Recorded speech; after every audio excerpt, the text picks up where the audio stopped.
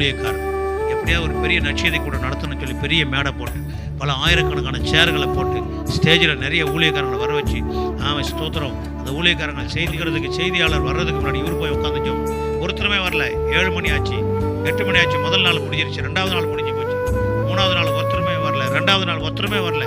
3வது நாள் போய் உட்கார்றாரு ஆண்டவரத்தில். என்ன ஆண்டவரே, உங்களை இவ்வளோ பணத்தை செலவு பண்ணி நான் இவ்வளோ மீட்டிங், இவ்வளோ பெரிய மீட்டிங்கை அரேஞ்ச் பண்ணி லட்சக்கணக்கான பணத்தை நான் வீண் வரி உங்கள் பணமாச்சு, இது வீணாக போயிடக்கூடாது. எப்படியாவது இன்றைக்காவது ஒரு எங்களுக்கு ஆத்துமாக்களை கொண்டு வந்து கொடுங்க அப்படின்னு. 3வது நாள் பார்த்தீங்கன்னா அந்த மைதானமே இடம் கொள்ளாமல் போகிற அளவுக்கு, அந்த சேரில் உட்கார்றது கூட இடமில்லாத அளவுக்கு திரளான ஜனங்களை கொண்டு வந்தாங்க நிப்பாட்டின. அந்த 2 நாளுக்கு வரக்கூடாத ஜனங்களை 3வது நாளில் அவ்வளோ பெரும் கூட்டத்தை ஆண்டவர் கொண்டு வந்து நிறுத்தினார். அதில் ஆண்டவர் ஒரு நாளைக்கு அப்படி உங்களை நிறுத்துவார். அதனால் ஊழியத்தை உதாசீனப்படுத்தக்கூடாது. அல்லேலூயா.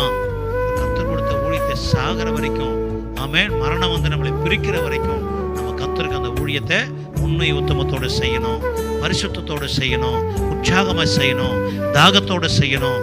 கர்த்தருடைய சமூகத்தில் எனக்கு ஒரு மகிமை அங்கே உண்டாயிருக்கிறது, எனக்கு ஒரு நித்திய ஜீவ கிரீடத்தை அங்கே வைத்திருக்கிறார் எதிர்பார்த்து இந்த ஊழியத்தை நீங்கள் செய்ய வேண்டும் என்று சொல்லி உங்களை அன்பாய் கேட்டுக்கொள்கிறேன்.